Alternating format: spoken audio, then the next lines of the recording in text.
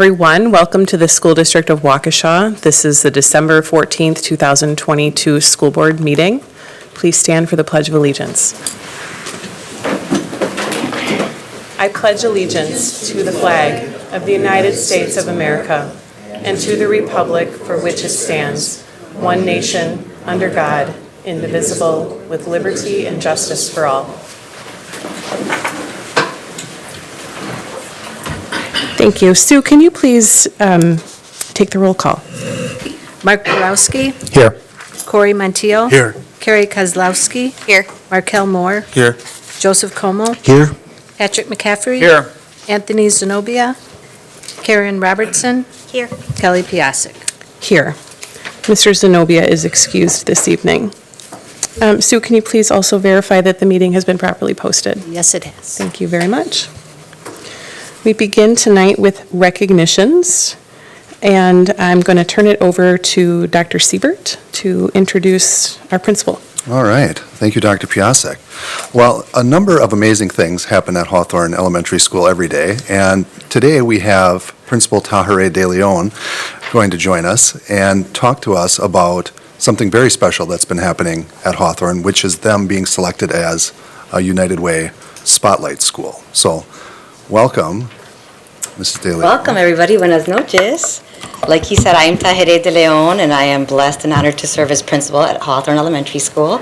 And I am here just to share some celebrations with our community partner, United Way, and they have been nothing but a blessing to us. So, getting started, obviously, where it all started 4 years ago, our focus with United Way was definitely their support for us for Playworks. Have you all heard about Playworks? Yes. And then build my bookshelf at home for our scholars, which twice a year they go home with 5 brand new books to build their own bookshelf at home. So that's where it all started. And they were there for the first year. As you can see, those books travel everywhere, and they literally read wherever they want. So I wouldn't recommend on top of the roof here, but she literally got on top of the roof and shared that picture with all of us. So those books go home, and they start creating those bookshelves right away at home. So that's exciting. Throughout that year, United Way was really connected with us and extended an invite to be the sponsors for Helping Kids Succeed grant at Hawthorne, which resulted in giving us $100,000+. So what have we done with that money? Obviously, it's been a huge impact in our community. So first and foremost, we implemented college visits for our 4th and 5th grade scholars. Being an avid school, we definitely believe in building that knowledge and awareness about college, and it doesn't mean that all scholars are going to go to college, but we want them making the choice, not any other system. So obviously, building up that background knowledge within them. I've been able to add extracurricular activities at Hawthorne, like the Girls Empowerment Group, Art Club, and the Boys Empowerment Group. And in particular, the Boys Empowerment Group on the right started with 10 boys only last year, and this year we have 28 boys participating. So it's been a great hit, and just building that leadership within them, along with the girls, and Art Club just being having the opportunity to have those extracurriculars right in our school, right after school. Staffing-wise, we are blessed to have a parent liaison that is not very common. So our parent liaison is definitely our connection to our parents.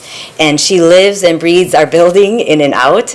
And she's been a great support in encouraging and welcoming our parents alongside us. So the parent education opportunities, we've literally been able to provide parent education nights for our parents to come during the day or in the afternoon. We're trying to obviously be accessible at all times for our parents. Providing Love and Logic Triple P parenting classes, tech smart parents, tech savvy parents, anxiety workshops, teaching them how to use and navigate through our Infinite Campus, and then also teaching them how to do the Remind app and Blackboard, which is our template, still our platform to use for learning and accessing learning. Also, our community partnerships have grown. We've been able to bring in 4-H this year, which allowed a lot of the, are you all familiar with 4-H? A lot of opportunities to participate in extracurricular activities and bring their interests right into their school. So that's been super exciting.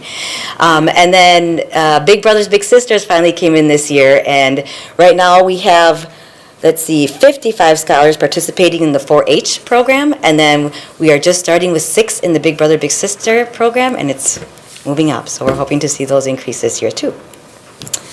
Staffing-wise, these two amazing ladies were an additional bilingual assistant with the class of 31 this year, has been super supportive in regards to helping us close that gap academically, and then an additional math coach for closing the gap for our math goals as well. Giving back to our community. So being part of the United Way, Helping Schools Succeed grant has also given us the opportunities to say to our kids, yes, we are blessed to be receiving all these opportunities and blessed to open doors for these opportunities, but how can you and your voice be heard in giving back to our community? So part within that grant, we also estimated a budget for warm winter wishes, and they were all participating in creating cards, making a little goodie bag of like hot cocoa and candy canes and wrapping those up and sending positive messages to all the shelters around in Waukesha. So we were able to participate in that. And again, giving them the opportunity, like even though you're young, you can still have a beautiful and positive impact within our community. So all that has led to us support our recent most report card of It Exceeds Expectations, and we continue to grow and thrive together with United Way. So just a quick celebration that I hope that you guys are also aware of. Any questions for me at all? Any questions? Mr. Montijo? Thank you. Did you say you had 44 or 55 students involved in 4-H? 55 right That's now. quite a bit. Yeah, it's Yeah, super that's great. exciting. Yes. Yeah, very good. Okay, thank you. Yes. Mr. Como? Yeah, one of the parent opportunities that you brought up was the Love and Logic. Would you explain to me? I haven't heard of that before. Wow, Love and Logic, I actually made my husband and I take it personally when our girls were younger. And they do have different stages of how to support parenting at home for toddlers, for middle school kids, even for high school kids, and building those relationships and learning how to respond. As you know, growing up, we're all taught and educated in certain ways with our parents, but the more we learn and the more we know, we want to do better for our kids, right? So educating our parents on how to discipline, how to follow up, how to create those routines and structures at home that help us at school and help their scholars thrive at school on a daily basis. So it's been super amazing. Yeah, about how many parents participate? Well, we've had a couple sections. So obviously this one in particular for Love and Logic was 20. Parents, and then in between the parent and triple P pieces has been anywhere from 10 to 18. So it all varies. Yeah, I appreciate that. Thank you. And we have morning and PM sessions, so it obviously varies for opportunities. Anything else? Good? It was a pleasure meeting all of Oh, you. thank you so much, Tahare. You're welcome. Congratulations. Thank you. Thank you.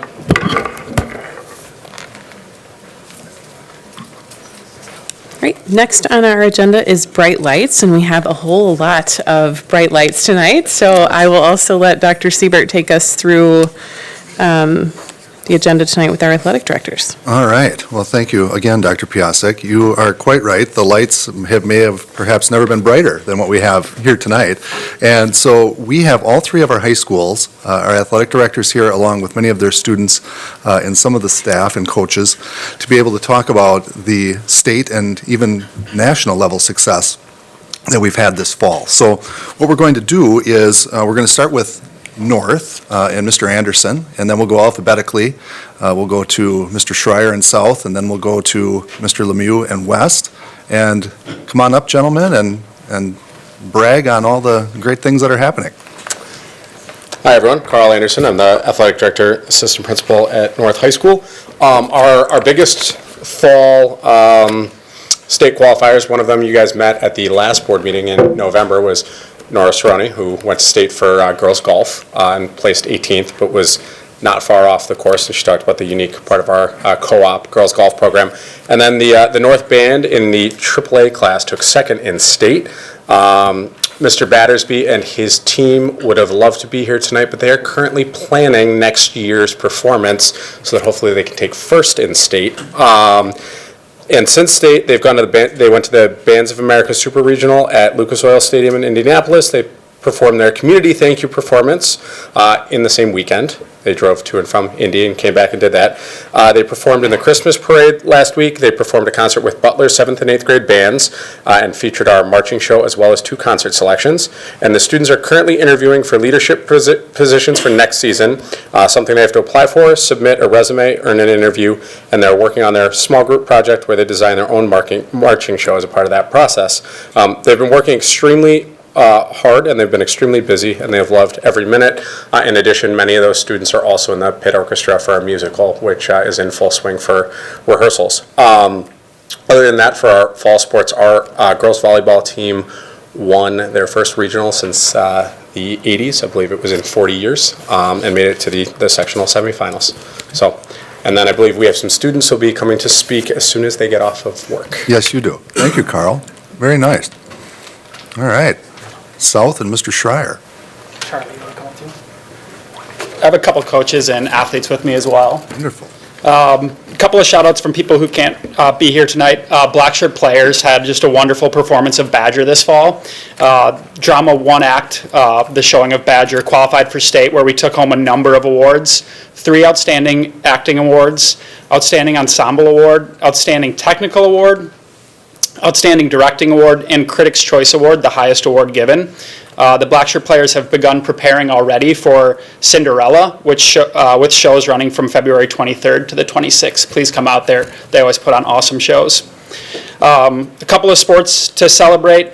Boys volleyball co-op took second in the sectional, making it to the sectional final. They lost to eventual champion CMH. They are a co-op with North and just have had a ton of success. They do not graduate any seniors, so we're looking forward to a great year next year.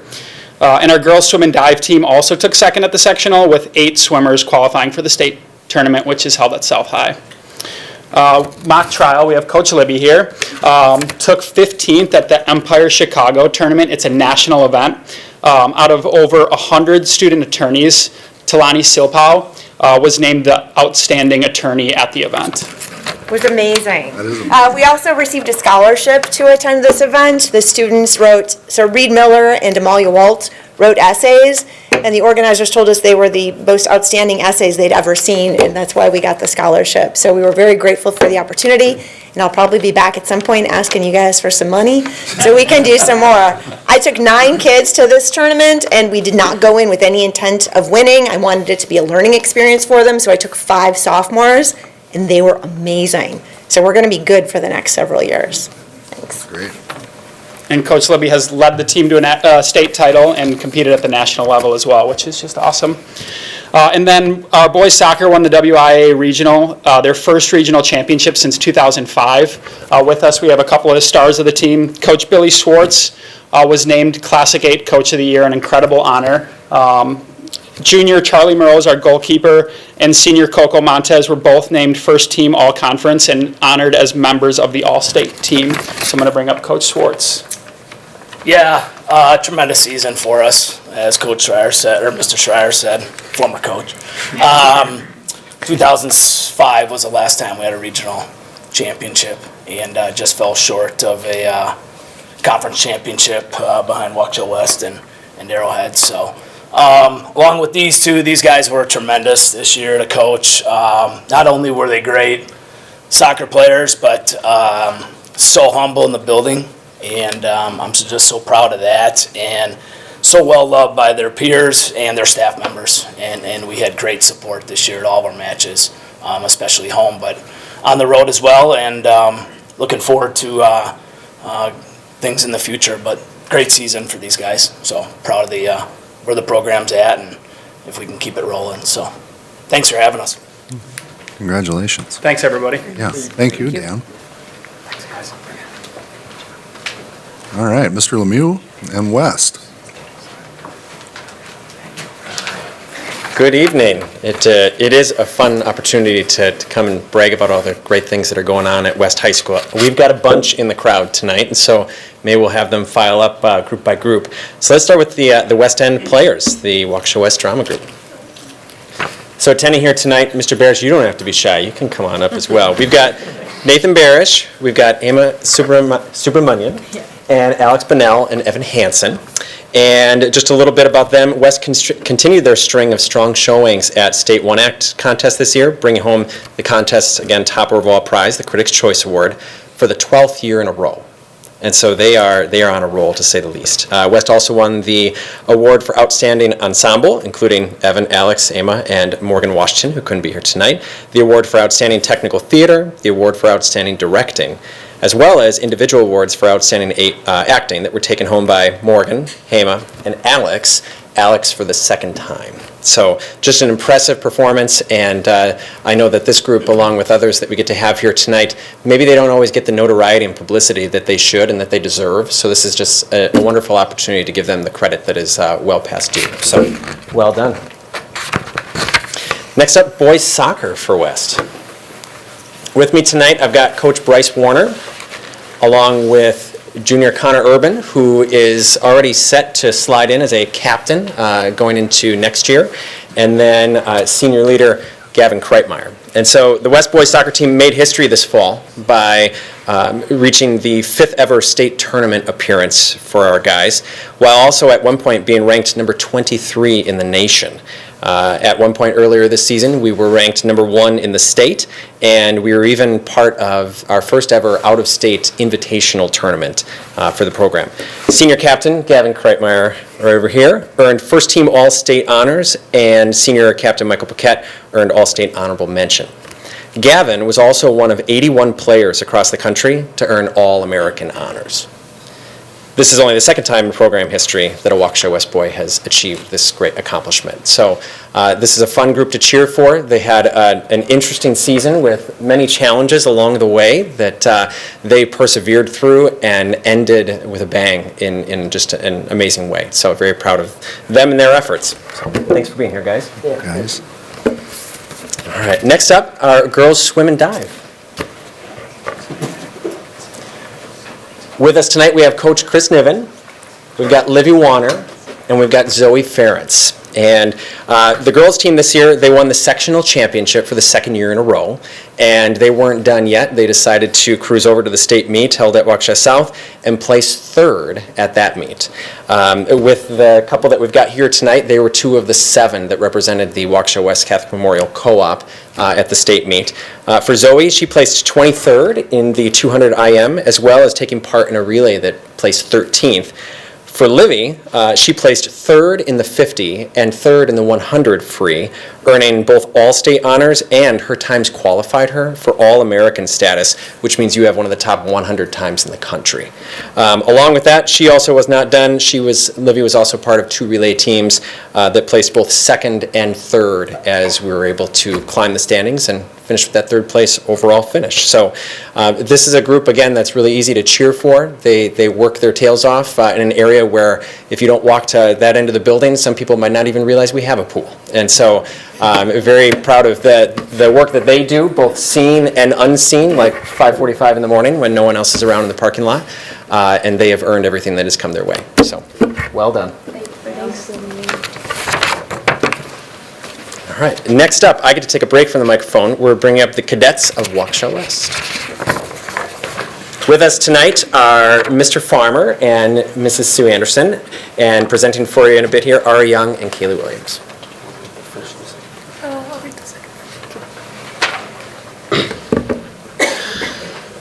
Hello, I'm Ari Young.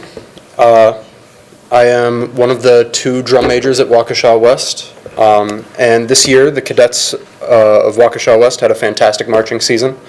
This fall, the band participated in marching band events held at Waukesha South, West, Oak Creek, Milton, Mukwonago, as well as the WSMA State Marching Band Championships at UW Whitewater.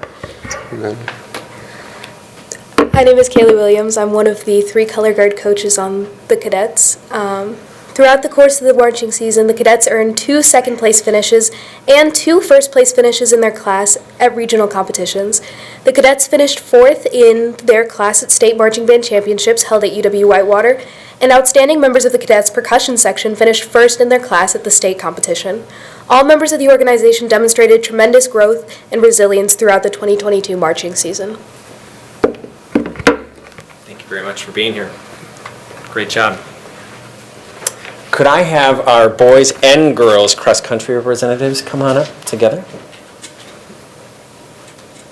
All right, so we've got 2 outstanding individuals here. First, we've got Keegan Brott, Our boys cross-country state qualifier, coached by Mr. Chris Knudsen, who could not be here this evening.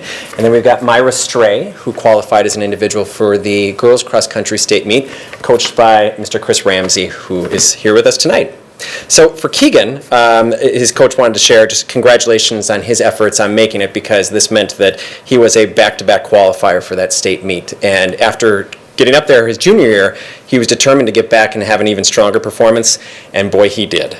Keegan's finish at the state meet this year was the highest finish by a Waukesha West boys cross-country runner since 2010. So, great job, Keegan. Thanks for representing. And then we got Myra, and she's our grand finale, I guess, for tonight. So, Myra, as a senior, at 3 meets this year, she decided to go and win them. And then at 3 others, she said, okay, I'll do the runner-up deal. But not to be denied, she was able to claim first-team All-Classic 8 status and qualified for her 3rd statewide cross-country meet. Something got in the way a few years back, preventing a 4th meet from taking place. So I have a feeling that it probably would have been 4. But Myra is the true model of a student-athlete and a leader in our building, and I'm so proud of both these guys. So, well done. Thanks for being here. Congratulations. Thanks for your time as we get to represent and recognize these folks again. Cross-country and swim and these are great examples of sports that are really difficult, and there's a reason that only special student athletes sign up for them. So thanks for the platform. Have a great evening. Thank you, Kyle. If all of you could find your way back into the room, if possible, we'd love to just be able to see you all one more time and then give you a nice big collective Waukesha Proud round of applause.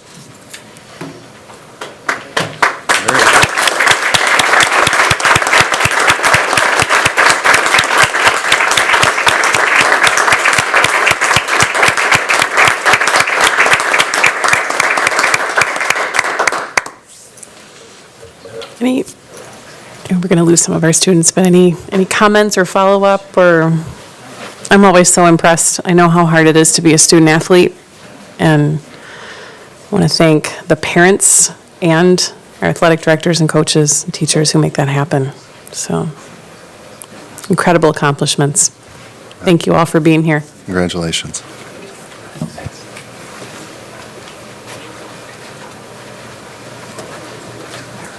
All right. Perfect timing. Thank you, Dr. Siebert, for having that celebration tonight. Just incredible to see those accomplishments. All right. Sounds like our student representatives are here. Welcome. Tonight we have North High School, Leah Aziz White and Scarlett Tuber to fill us in on activities and events at North High School. Welcome. All right.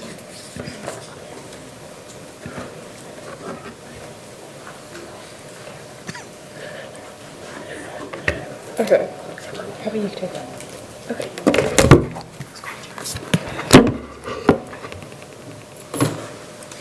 Hi. Again, I'm Aaliyah. I'm Scarlett. So we're just gonna do kind of a recap of what we've done so far at North. Various things, including sports, activities, and just what we've done around in our school community. So to start off the year, before school even started, we held Freshman Ignition. And what Freshman Ignition is where a group of us volunteer and do training days. And so a couple months beforehand, we'll start planning, we'll make t-shirts, and then we'll plan for like an entire day where all the freshmen come in and we kind of just get them introduced into the school. So like when they come in, they know their schedule, they know where to go. So before school even started, this is how we start off the year on August 25th, where we welcome the class of 2026. And of course, everyone's favorite event, Homecoming 2022, I think it was we held it on October 1st, and what we have was our pep rally, our most popular event. The pep rally, we had various games. The seniors ended up winning. It was a lot of fun to plan and a lot of fun for the students because it always gets the students really competitive against one another in the classes. And our theme was Hollywood. And then to go in with the pep rally as well, we have a fun event where each class gets together and they decorate their class hallway with all the lockers in it. This is a big morale booster and something really fun for every class to do. So there's a picture of it on the slide. And it's just like a fun way for everyone to get together and then decorate it with our theme, which was Hollywood. And then, of course, the actual dance.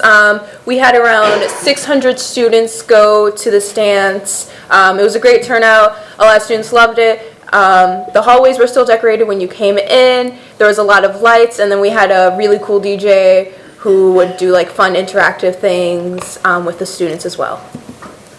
So something that was really amazing was our girls volleyball team this year. So our girls volleyball team actually won regionals this year, which was the third time ever in Waukesha North's history. The last time that regionals was won in girls volleyball was 42 years ago. So it was a huge moment. They ended up beating Waukesha South in 3 for their last match to win regionals. They did lose in the first round of sectionals to Tosa East, but it was a great way to get a lot of students there was a big fan base because since it was the first time in a while, there were more students coming out to games like this, even though it wasn't just football. To go with that, we also have our boys volleyball team. We are combined with Souths. This year we won regionals and we made it to the sectional finals, which was pretty exciting. Next we have our dance team. So this year they took, in the last competition we had, they took first place in the hip hop category, and then and they're hoping to place third. So they've done really good in their competitions recently, placing usually in the top. So we'll be hoping to see that they do well in state soon. And then our marching band had a really great season this year. They had the opportunity to go to Bands of America, which is a national competition in Indianapolis. They went for a weekend, kind of for the fun experience. And then personally in our state, they earned second place in the category AAA. This is their second year taking second. Right. Next we have Drama Club. So in November we just performed the fall comedy called The Blithe Spirit. It was a little British comedy about some ghosts. And currently we're working on the musical The Wedding Singer. It's about second week of our rehearsal. The show poster is up there on the slide, and our dates are February 9th through 12th. Next we have Key Club, which is our volunteer program at North. And these are just a few things we have done recently. So we started out with some cookie baking, where we had a bunch of students come, volunteer, and make these bunch of different types of cookies to go on cookie platters, and then they were handed out. And then we also did hygiene bags, which we worked with Bob's Under the Bridge, and we made a bunch of hygiene bags with toothbrushes, toothpaste, and then a few students volunteered and handed them out to homeless people. And then just for the cookie baking, we did end up handing those out to firefighters, and the cookie baking actually was done this Monday. Some other things that we've done is, if you look in the top right corner, typically we go to Linden Grove retirement home about every other Wednesday, where we volunteer to play bingo with older people. They get to know us, we get to know them. We have prizes. You learn that a lot of them are very fun, and even though they're a little bit older, they still act really young. It's a lot of fun. And then one of our biggest events is trick-or-treating. So what we do is, a couple weeks before Halloween happens, we get together in groups, we dress up in costumes, as you can see in the bottom left, and we hand out flyers, and what we do is we collect canned goods instead of trick-or-treating. So we go around the neighborhood, and it's kind of hard to see, but we collected 4 huge big bins this big, and same width. 4 of those full within 2 hours.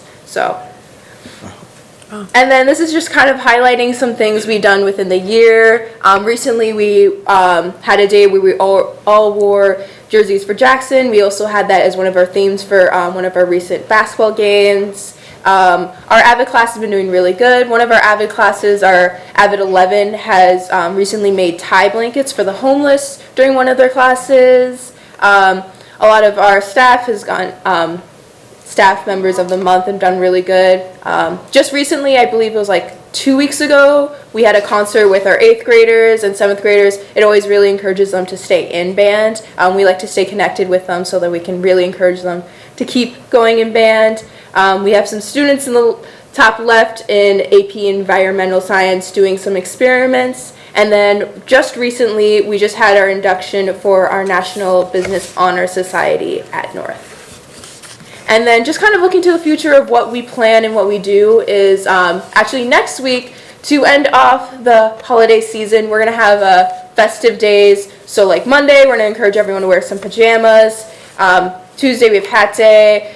We have festive color day, sweater day. A lot of our clubs do a lot of things to like keep everyone like spirit going.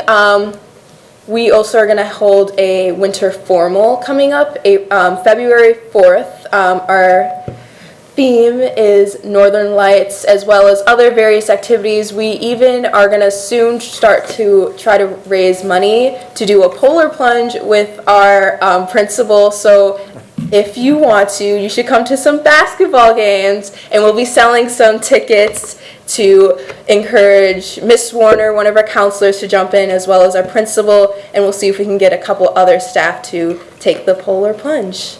So that's just kind of a quick recap of what we've accomplished and what we'll do in the future for North. So that's it. Wonderful. Thank you so much. I was going to ask if you've asked Dr. Siebert to sign up for the polar plunge opportunity, but I won't say that out loud. Not on TV either. Oops. Thank you all so much. What questions do you have for the North students tonight?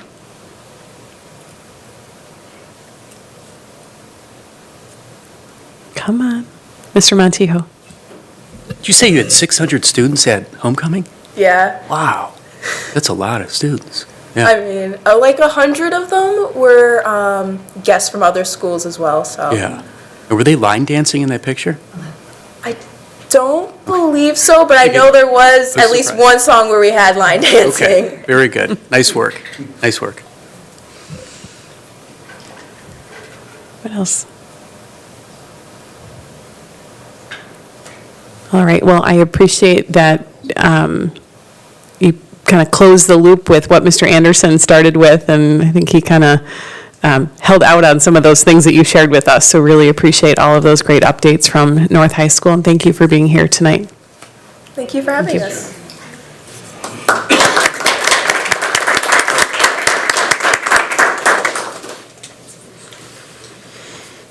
All right, next up on our agenda is the opportunity for citizens to speak.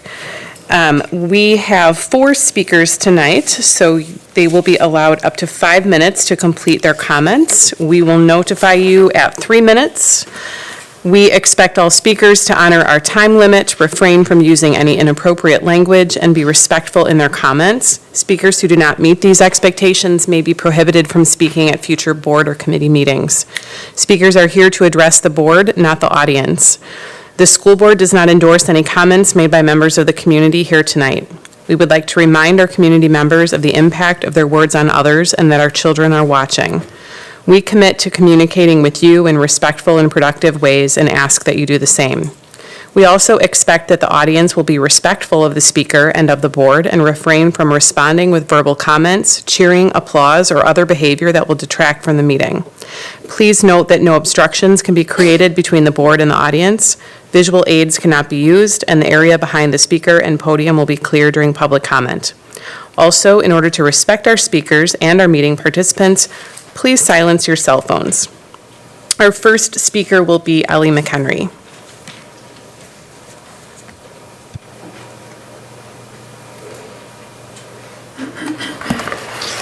The issue that was brought up over and over during the last school board election was the achievement gap and test scores. But somehow, now that the election is over, the focus of the new board has been more about books, apps, signage, and other things that have nothing to do with student achievement. The latest item being addressed is the teacher dress code, which has never been correlated with increased students' scores or achievement in any study that I have ever heard of. When Ms. Thiede was asked at the November HR meeting how many times she had had to deal with teacher dress code issues, she responded that she had never had that issue come to her desk. I assumed that her response would end the discussion, since it seemed that the current teacher's dress code policy was working. But no, the conversation continued. Nowhere in the discussion did anyone point out that business casual does not work well in a kindergarten class. It is also not useful when you are changing a diaper for an incontinent 14-year-old or teaching students how to shoot a bow and arrow. Perhaps they need to talk to some actual teachers before making changes. More to the point, if the board really wants to address the student achievement issue, maybe they should pay attention to the number of professional staff members who are leaving the district. Having dedicated, experienced staff in the classrooms is one of the most effective ways to address the achievement gap according to most studies.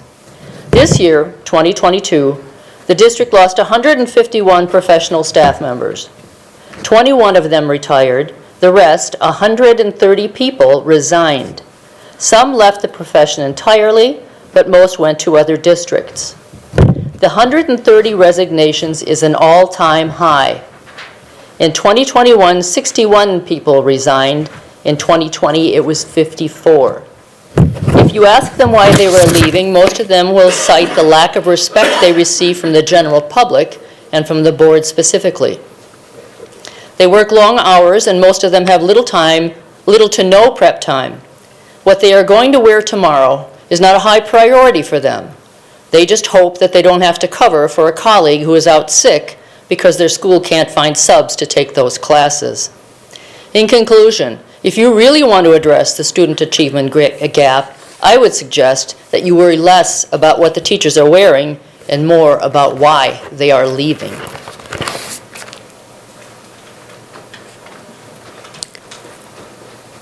Thank you. The next speaker tonight is Renee Messerschmidt.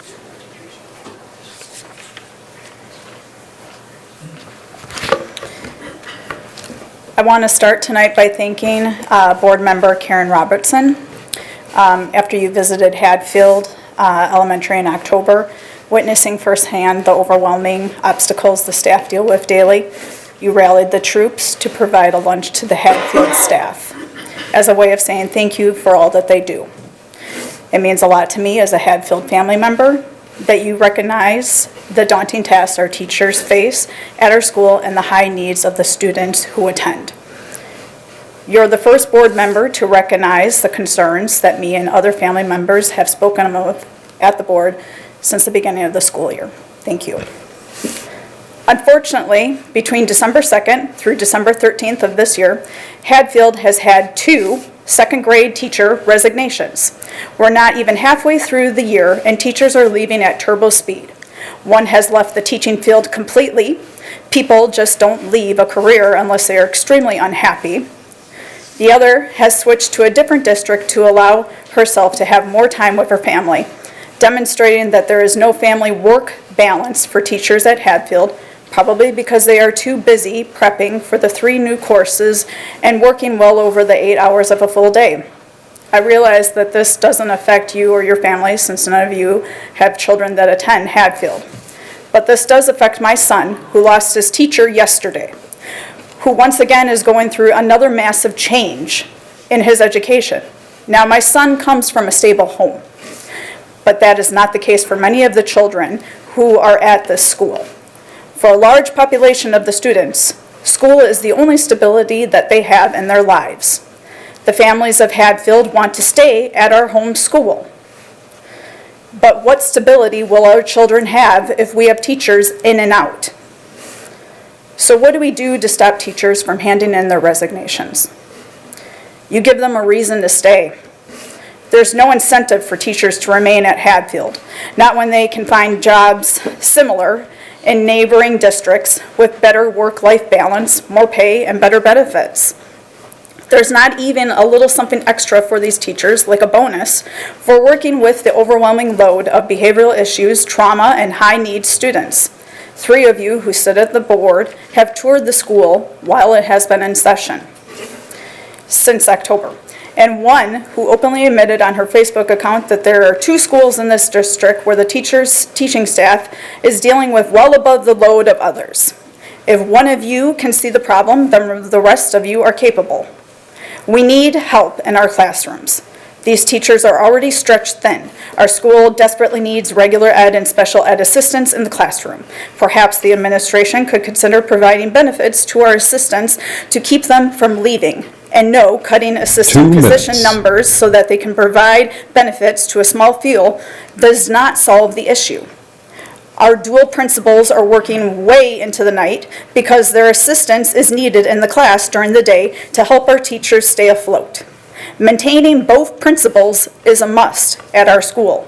For the record, this is district-wide. 40 minutes of prep time each day for an elementary teacher to prepare 6 to 8 courses is a joke. Middle school teachers have more prep time and most only teach one subject to students whose needs are far less than that of a child under 11.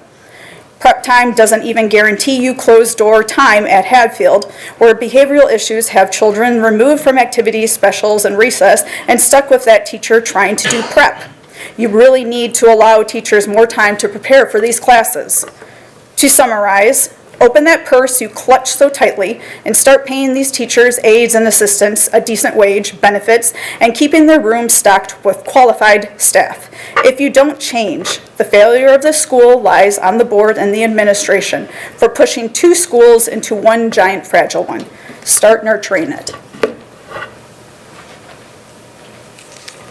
Thank you. The next speaker is Paul Reese.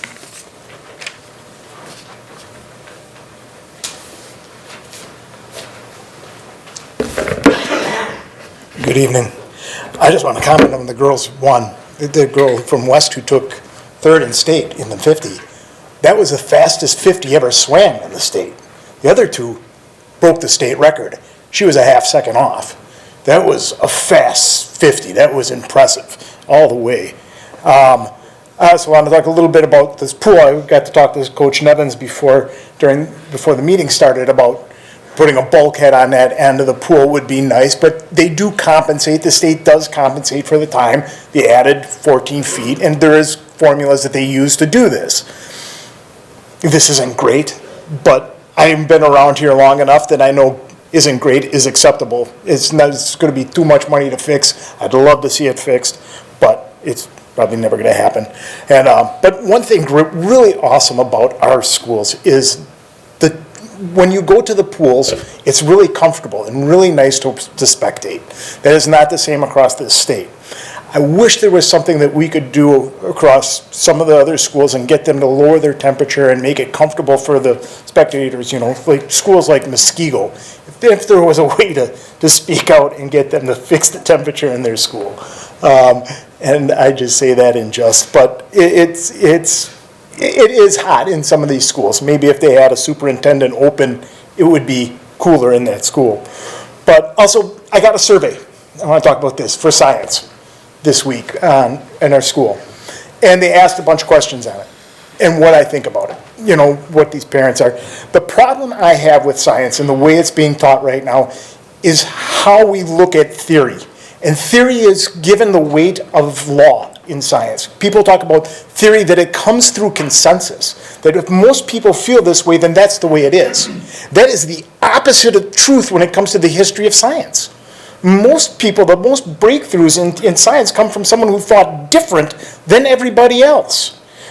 Einstein's theory of relativity. When Einstein says E equals mc squared, he's talking energy and mass. So everything, they're related to one another. So then there was quantum physics. And quantum physics, Einstein had a real problem with. And he came up because he was attacking it, because they attacked one another's ideas to get science to move forward. These things aren't taught in schools. Einstein came up with something called quantum entanglement, which goes against his other law, that energy and mass are related, that things cannot travel faster than the speed of light. So by doing these things and people going back and forth, this is how science moves forward. Not by saying that this theory is law. That because of most people agree that this is the way it is, that that's the way it is. And so many people believe that theory comes to consensus, that there's a consensus in science. That we believe things because it's the popular theory of the moment. So I can't stand it. I talk to my daughter about this. I ask her all the time, what came first, the chicken or the egg? What came first? When we talk about certain theories and that in science and how they justify things. And you have to attack things. And you have to learn to attack things in science. And we just teach things like, they're going to do these gene things. And I'm like, you can't do that in reality. You're teaching something that can't be done. So anyways, I sat and listened to I want to say one other thing. I sat and listened to a science teacher one time say, see, we do these splicings of things with plants, and we can show evolution. And I'm like, if you can show evolution, then you deserve a Nobel Prize if you can show it that way. Because you're absolutely not creating something new. You're taking something that already exists and putting it together. But you are not creating any new genetic material. Anyways, thanks. Thank you. Our last speaker tonight is Keith Best. Hello, everyone. I'd just like to share with you a poem that was sent to me. It was written by a 15-year-old student. Now I sit me down in school, where praying is against the rule. For this great nation under God finds mention of him very odd. His scripture now in the class recites, it violates the Bill of Rights. And any time my head I bow becomes a federal matter now. Our hair can be purple, orange, or green. That's no offense. It's a freedom scene. The law is specific. The law is precise. Prayers spoken aloud are a serious vice, for praying in a public hall might offend someone with no faith at all. In silence alone we must meditate. God's name is prohibited by the state. We are allowed to cuss and dress like freaks and pierce our noses and tongues and cheeks. They've outlawed guns, but first the Bible, to quote the good book, makes me liable. We can elect a pregnant senior queen and the unwed daddy our senior king. It's inappropriate to teach right from wrong. We are taught that such judgments do not belong. We can get our condoms and our birth control, study witchcraft, vampires, and totem poles. But the 10 Commandments are not allowed. No word of God must reach this crowd. It's scary here, I must confess, when chaos reigns, the school's a mess. So Lord, this silent plea I make, I just want to learn the basics for my sake. The end.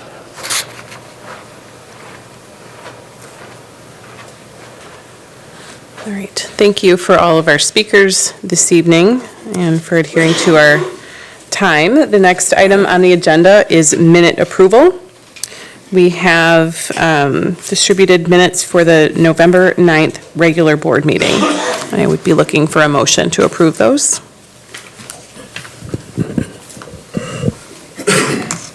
So moved. Second. Moved by Mr. Como, seconded by Mr. Kozlowski. Let me just clarify for a second, Sue, is there an administrative question about the minutes? No. Okay, thank you. Any questions or comments?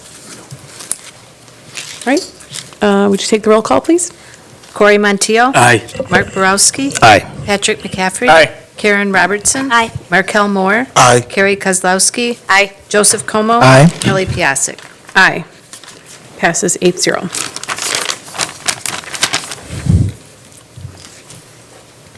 Next item on the agenda is our communications. Dr. Siebert. All right, thank you, Dr. Piasek. Tonight, I have two from the Wisconsin Interscholastic Speech and Dramatic Arts Association, and they are groups that we got recognized earlier this evening from both West and South, so I won't repeat those. But I do want to recognize our very own Mr. Como, who is going to be recognized at the WASB State Convention in January for his completion of 20 years of service as a school board member here in the School District of Waukesha in the state of Wisconsin. So he's going to be recognized on Thursday, January 19th, during the general session, which begins at 3 p.m. He'll be called up on the stage and given his award. And for those of you that are attending, it'll be a very special opportunity for him and special for all of us. So congratulations, Mr. Como. Thank you.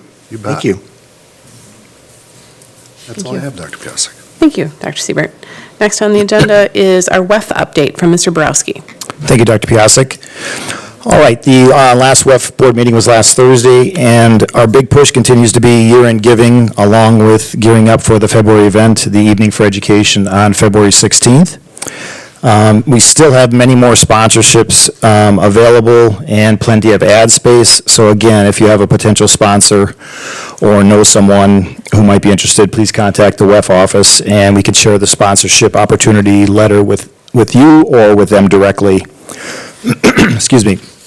Again, hope to see all of you there, and if you would like a paper invitation, I happen to have those here. Also, Lynette Calmage has those as well, so you could reach out to her. Also wanted to mention that WEF just welcomed a new staff member, Amber Williams, last Monday on December 12th. She's currently, some of you might know, the health room assistant at STEM Academy Randall campus. And the good news is she's going to continue in that role and also be an assistant for WEF about 10 hours a week. So a double win for the district right there.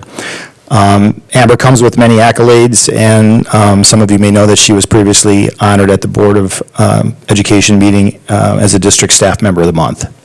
So they're very excited to have her on staff now, and like I said, she's staying at STEM Randall as well. So, and other than that, just wish everybody, WEF just wishes everybody a very happy holiday season.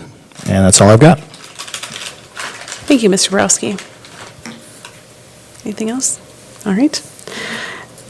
Moving on to our consent agenda. We'll begin with update on gifts. Mr. Clark, would you present the gifts report, please? Yeah, 5 gifts tonight. Generac Power Systems donated $3,500 to the district's MAID program to update, repair, or purchase new equipment or project supplies. Higher Elementary received $3,000 from Wild Subaru to spend on Adopt a Classroom portal, classroom and instructional supplies. Hatfield Elementary received $1,000 from St. Luke's Church to provide hands-on experiences for students, and they also received backpacks and supplies and at an estimated value of $4,000 from the Salvation Army. Butler Middle School received $1,000 from Cloud Family Foundation to be used for orchestra repairs and/or replacement. They also received $1,000 for an anonymous donor to purchase gift cards for the Butler families in need. And Summitview Elementary School received a $500 donation from Joshua and Michelle Werner to be used for the Summitview All-Inclusive Playground. Great. Thank you, Mr. Clark. And thank you to all of the generous donors and community support for our schools. As a reminder, your agenda includes various categories for approval. If any board member wishes to have an item set aside for separate consideration, you will have that opportunity.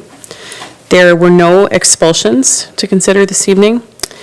In terms of policies and bylaws, you'll find in the consent agenda policy 2700.01, school performance and state accountability report cards, policy 0100, definitions, 0161, parliamentary authority, 2460.05, independent educational evaluations, 5113, open enrollment program interdistrict, 5340, student activities, illness, concussion, and sudden cardiac arrest, 5517.01, bullying, 7440.01, video surveillance and electronic monitoring, policies 1213, 3213, and 4213, student supervision and welfare, policies 1421, 3121, 4121, criminal history record check and employee self-reporting, and policy 3425 and 4425, benefits.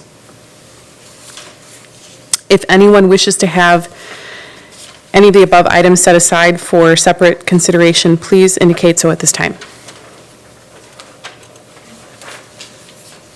All right, seeing no requests, Mrs. Robertson, will you please present the consent agenda for approval? Yes, thank you, Mrs. President. Earlier this evening, the Human Resources and Compensation Committee approved of 5 resignations, 2 retirements, and 6 new or modified contracts. The information was provided in your packet and an addendum was placed at your desk. I move that the consent agenda be approved as amended. I'll second. Seconded by Mr. Montijo, thank you. Any other questions or comments? All right, Sue, would you take the roll call, please? Carrie Kozlowski. Aye. Karen Robertson. Aye. Corey Montijo. Aye. Patrick McCaffrey. Aye. Joseph Como. Aye. Mark Borowski. Aye. Markel Moore. Aye. Kelly Piasek. Aye, passes 8-0. Moving on, next to the superintendent's report. All right, well, thank you again, Dr. Piasek. Very quickly for the board this evening, somehow we find ourselves approaching the holidays and this very special time of year. We just took some time to celebrate some really special, talented kids, staff members, and I really appreciate the opportunity to do that. And I just want to say to all of our kids, all of our staff, families, and to all of you as board members as well, that I wish you a very, very happy holiday season, certainly a Merry Christmas and a Happy New Year. And we'll be back at this table in 2023, which is hard to believe.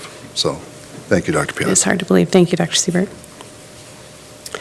All right, moving on to our committee updates. We will begin this evening with the Student Services Committee presented by Mr. McCaffrey. Thank you, Madam President. Our last Student Services Committee meeting was held on November 15th, 2022. There were no action items on the agenda. However, there are 3 discussion information items. The first is procedural compliance self-assessment. Patty Hovell, Director of Special Education, Jason Gahan, Director of Secondary Special Education, and Amanda Mack, Director of Elementary Special Education, presented on the topic of procedural compliance self-assessment. They shared information about ensuring compliance with selected legal requirements and improving outcomes for students with disabilities. This process is performed every 5 years, and our latest extensive assessment was done in the summer of 2021. Patty, Jason, and Amanda created and continue to create professional development around the findings of assessment done in 2022. In the latest review of 5 IEPs in October 2022, 100% passed on all items. Excuse me.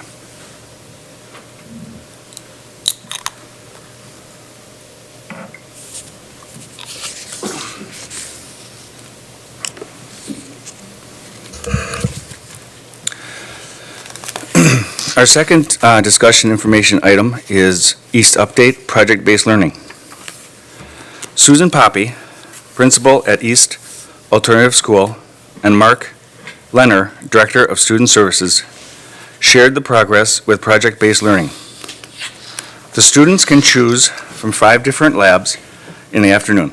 In the Tinker's Tank, the fabrication lab, students are creating items such as a thank you ornament for the South Band to send to the New York band that loaned uniforms. The Photo Factory is taking amazing photos, including senior portraits. Firebird Studios is a podcasting and video studio. They have a full science lab called Legends Laboratory and a culinary program in the Fix-It Kitchen. Both student and parent survey results are positive and attendance at levels higher than they've seen in 4 years. Our third and final information discussion item was Student Discipline Work Group. The work group, consisting of 3 people from each school building, the principal, a teacher, and a student services staff member, discussed preliminary, essential academic and social behaviors at their schools. They reflected on desired academic and social skills, evidence of the students learning the skills, and current support for enhancing the skills. The work group will meet again on January 26, 2023. Our December meeting has been canceled, so it will not be held, and this, Madam President, concludes my report. Thank you, Mr. McCaffrey. Any follow-up questions on any of those items? All right, we can move on to the Human Resources and Compensation Committee. Mrs. Robertson. Thank you, Mrs. President. We did not have any action items this evening, but for our discussion and information items, we had the review of staff dress code policy. At the September HR meeting, the committee asked for a review of the staff dress code policy. The policy was presented again at the November meeting for further discussion and suggested revisions. This evening, we discussed the suggested revisions, including adding some specific language to guidelines. This includes defining what is considered an accessory.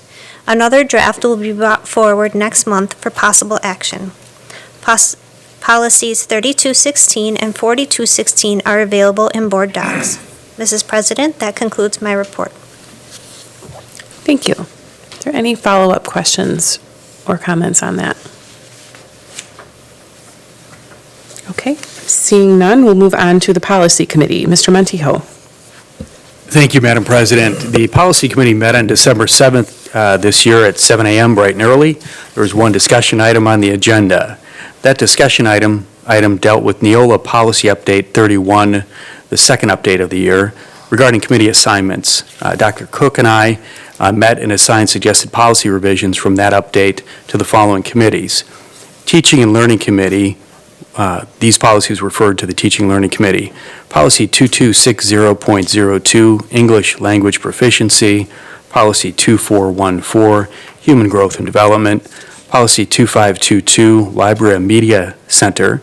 Policy 2700.1, School Performance and State Accountability Report Cards. And Policy 8146, Notification of Educational Options, as mentioned, were referred to the Teaching and Learning Committee for consideration. Policies 1213, 3213, 4213, Student Supervision and Welfare.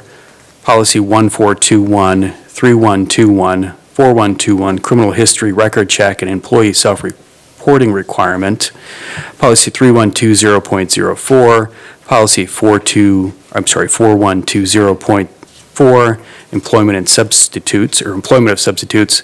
Policy 4425, Benefits, and Policy 3216, 4216, Staff Dress and Grooming, were all referred to the HR Committee. The following policies referred or kept with the Policy Committee. Policy 0100, Definitions.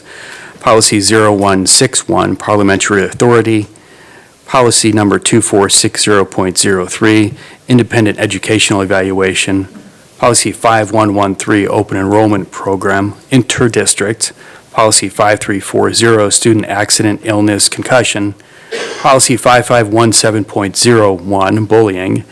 And Policy 7440.01, Video Surveillance and Electronic Monitoring, as mentioned, were retained with the Policy Committee. There were 7 action items, but those were considered and included on the consent agenda this evening and spoke of and voted on earlier. The Policy Committee will meet again after the next Neola update is released. We don't know what that date is, but it should be probably a few months, I would think, Dr. Cook. He's indicating yes. That concludes my report, Madam President. Thank you, Mr. Montijo. If you don't mind me putting you on the spot, Yes, maybe ma'am. Dr. Cook as well, I'm just curious how you feel about this procedure since we've made that assignment level change to how we've managed policies. Yeah, I've actually talked about it at policy meetings. I like it. I think it's extremely efficient. I think it makes sense. I think Dr. Cook and I talked at the last policy meeting, it makes sense. I still get lots of questions as to why the policy committee isn't meeting monthly. But to reiterate, as Dr. Cook mentioned, and I'll ask him to speak on this shortly, policies are being dealt with monthly in committees, almost always monthly. It's just we're looking at policies that are clearly, for example, English language proficiency doesn't really belong with the policy committee. It deals with teaching and learning and should be dealt there because that's what the expertise lies and that's where the focus is. So I like it quite a bit. I think it's wonderfully efficient. We're not making work for the sake of making work. But Dr. Cook, feel free to chime in. Yeah, we've sorted out the internal workings. Julie Kelleher is still managing kind of the interface with board docs and Neola. That's going well. Slight adjustment for her and how we've operated in our office, but by now we've got that figured out. I like the opportunity administratively to work with Mr. Montijo, prior to policy committee meetings so that we can kind of pass some of the work around and sort it out. And I do love the fact that we meet at 7 a.m. Before work, so we can get done and not have a night meeting. So it's been very good. Thank you for that. Any concerns about creating work elsewhere in the district or administration while we're trying to make more efficiency at the board and committee level? I think that the way that, administratively speaking, I think the way that we're currently doing it gets the policies in the hands of the administrator or administrators. It's in many instances, it's cutting out a middle group, and it's allowing the committee to do it with the administration that's handling it. And, internally, we've worked out, if there's questions, how do we get access to those answers? But I think that that's worked out very well for us. Thank you for that. For the rest of the board, while we're on that topic, has there been any confusion or any recommendations or thoughts about how this assignment process is working. Mr. Como? Yeah, it was an adjustment. I've been doing things for the same way for a number of years, right? So, but you can teach an old dog new tricks once in a while. And I actually, I do, we're as a group, we are tasked, one of our primary responsibilities is policy. And as you had mentioned, Mr. Montiel, it makes sense to, put in the hands of the T&L committee, the T&L related policies, or in the hands of F&F, the F&F policies. And so it kind of keeps us all a little bit sharper, I think, when it comes to policy. Took me a little bit to get used to it, but I think it's working. Yeah. Appreciate the feedback. I can appreciate that there was some confusion initially. I think the communication around it, I mean, tonight, I think, was a really great example of just kind of going through the whole list that came through and having the ability to redirect. So I would continue to be open to feedback if there's anything we can do from a process or procedure perspective to make this easier. So appreciate the willingness to adopt the change. Mrs. Kozlowski. Yeah, thank you, Dr. Piasek. I want to confirm what Mr. Como says as well. I think not having the history of looking through all of these, but dedicating policy to where they fall into the organizational alignment allows us to actually spend more time in a deeper dive review, really assessing what it means. We are a district that is policy governance and how that relates and works. I think it's done and executed well, and it gives us a better time and insight into each of the policies where they impact the most. Mr. Como. And the only disadvantage that I see is one of the things that we did in the past was we would go through each section of the policy and we would review it, like the 1000s, we would review that. We move on to the next batch, the next batch, the next batch. So we definitely hit everything up on a cycle. And I don't know if we're still doing that, so if T&L is going to be responsible for the T&L policies, let's make sure that we cycle through those, I guess, every so often, as opposed to just on an as-needed basis. And I think Neola kind of helps us with that. I think that a lot of that comes from Neola. Yeah, Mr. Como, Mr. Montiel and I, we discussed that a little bit at the last policy committee meeting where one of the things that when we shifted from our old practice to the Neola practice, we had policies on the book that hadn't been reviewed since I was born. So, we had 40 years where the same policy had not been touched, looked at, it was the same thing. And then when we started to make that move to Neola, we found that there were updates in statutes, updates in laws and such that needed it. And so the Neola updates that we get twice a year keep those policies fresh for all of us, and they let the committee decide and the board ultimately decide what you want to have in your policies. Some things might not get reviewed for a decade, but that's because there's been no change, and it's nice to have those eyes on those policies. Neola also doesn't prevent a board member or another individual from bringing forward a suggestion as to how we operate, so we can still make policy change if we need to based off of what we're dealing with locally. But it does keep us very current as to what those expectations are from a policy standpoint. Yeah, and that's the point, that we do need to have that, and as long as we have a process for that in place, I think we're doing well. Yeah, thank you. Thank you for that feedback. I appreciate it. Thank you. All right, moving on, the next committee is Finance and Facilities, presented by Mr. Como. Yes, thank you, Madam President. Tonight we have one action item and 5 discussion or information items. Our action item is the approval of the Richardson School lease of Pleasant Hill. The committee approved the lease of the Pleasant Hill Elementary by Richardson School for a term of 5 years. The district does have the option to opt out of the lease in the last 2 years. There is no required action by the board tonight. So that actually is an item that can be handled at the committee level per our policy. So, and moving on to our discussion, unless there's comments on, I'm sorry. I did include the actual policy in the board docs in the board meeting if you want to read the language related to why F&F approves this and not the full board. Thank you. Go ahead. All right, moving on to the discussion items. Our monthly budget report, revenues and expenditures are within budget limits for both the general and special education fund. The district is operating within our approved budget and all other funds as well. So we're moving right along. Still, it's not that early in the year, but things are going well for us, as predicted. In our ESSER funds update, all of our ESSER funds have been assigned, 100% of them. T&L will be bringing a few items for final approval in the January or February timeframe. So we keep on track every month. We have Darren bring us, remind us of where we're at with those ESSER funds, and now we are at the point where we've essentially assigned everything or have spent the money. So, any questions or comments on that? Okay. Thank you. Our budget forecast for the 2023-2024 school year. Heading into the 2023-2024 school year, the district is working to develop a balanced budget. We're required to do that each and every year. Similar to the last budget development cycle, the district is facing the continued impact of high inflation rates and the loss of resident enrollment. The governor will present a new state biennial proposal in February, which will begin the process of the state developing a new biennial budget.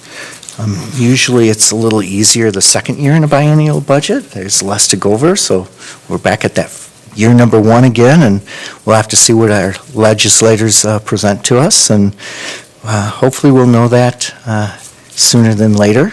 Sometimes it is later. It's easier if it's sooner, because then we can, act more quickly and appropriately. So, any discussion or comments on this?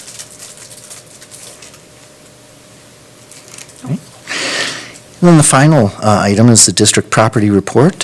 Mr. Clark provided an overview of the district land holdings and non-instructional buildings. The report included a review of the recent sale of the Larson property on Highway 164, a vacant or alternatively used sites, and current land holdings. So it's a great report. Had a little bit of history in there. We know what we have at hand, and actually there was one property I didn't even know about. It's very tiny. And thank you, Mr. Montier, for bringing up, you had asked to have that information.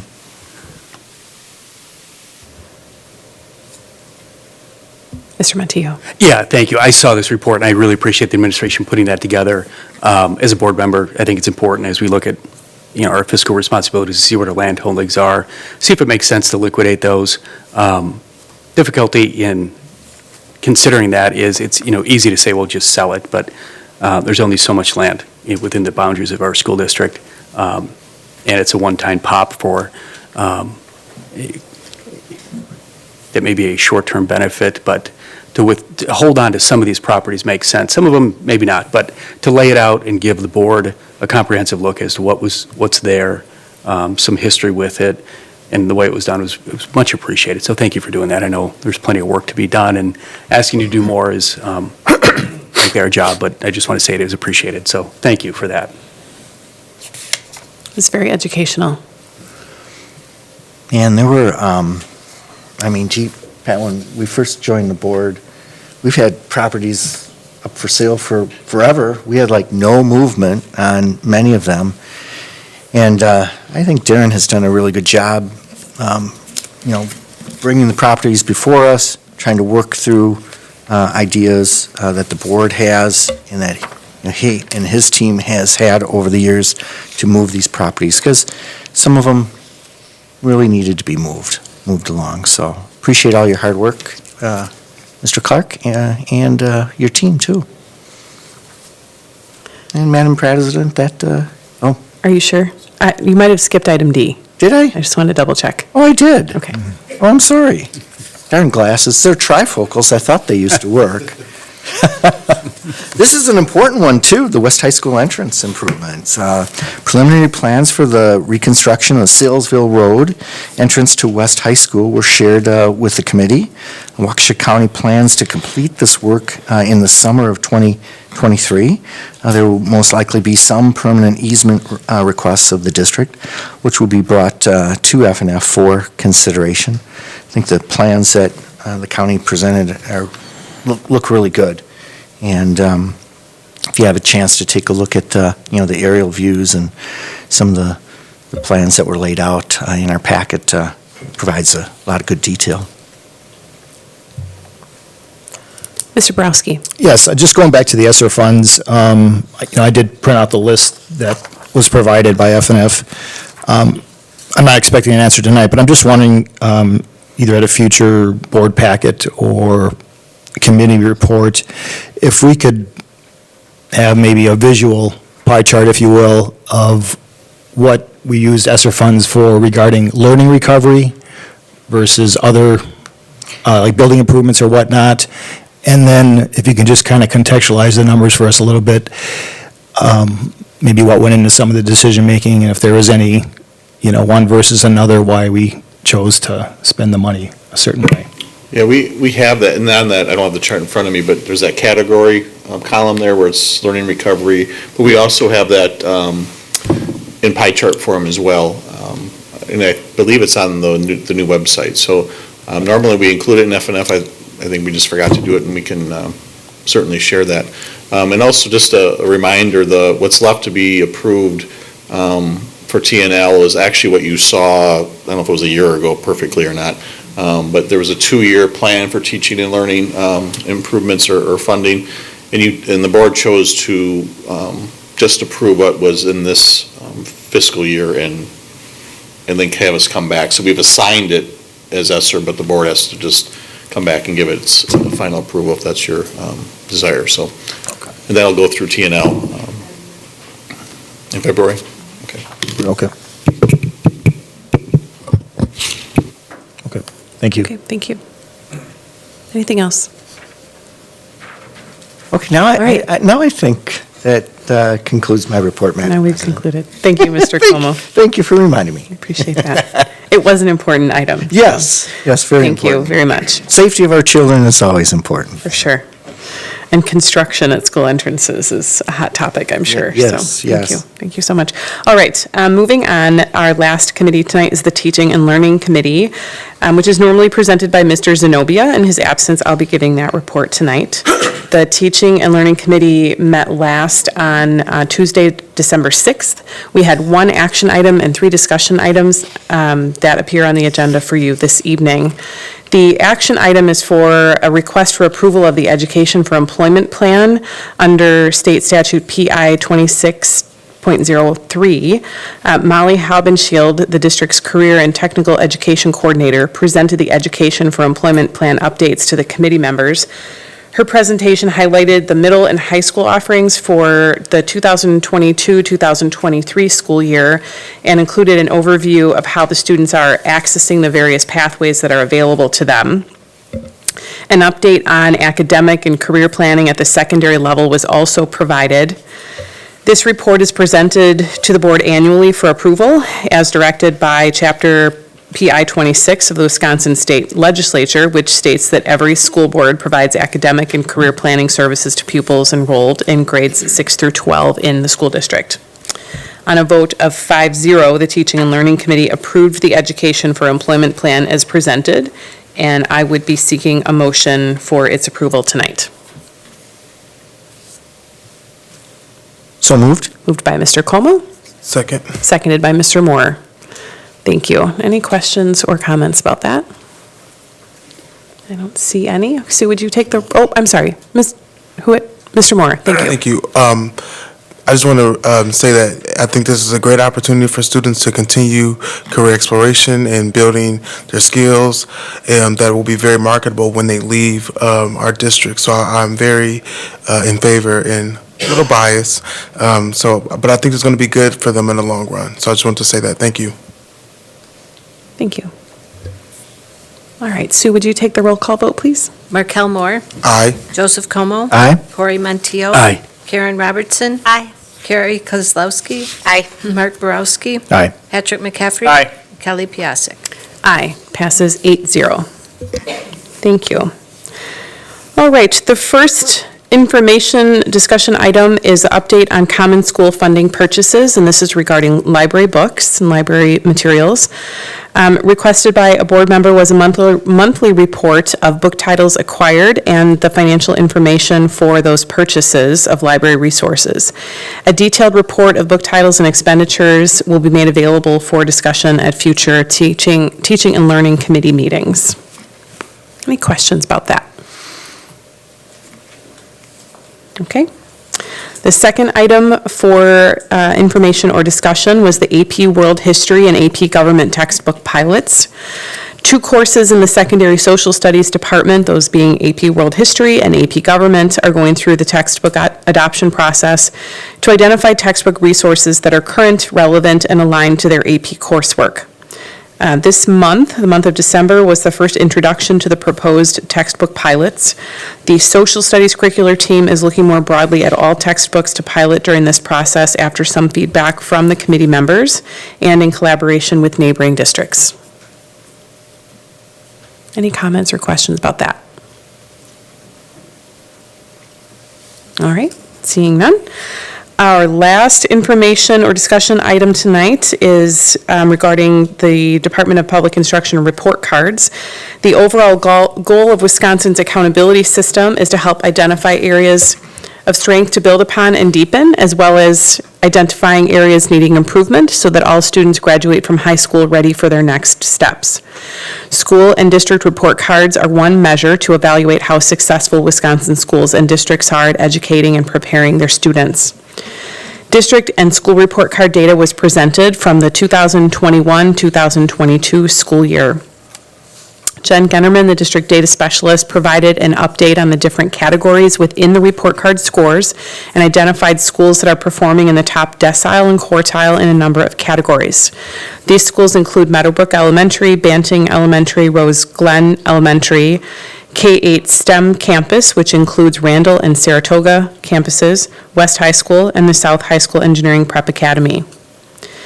We also discussed areas of need for improvement and the overall performance of the district, which is currently achieving the rating of meeting expectations, but not yet meeting our key performance indicator for this metric. The district report card has been provided at your table tonight for your review. Report cards for all schools are available for download on the district's website.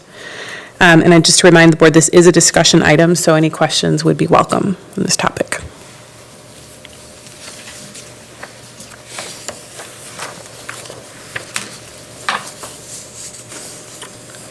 All right. Any questions or comments? Okay. Seeing none, I see people moving. I'm not sure where they're going. All right, seeing none, that concludes the Teaching and Learning Committee report. Our next meeting will be held on Tuesday, January 3rd, 2023 at 6 p.m. here in the boardroom. And that concludes our committee reports for this evening. We are now at the portion of our agenda with respect to other business. And are there any recommendations for future board or committee action or discussion items at this time?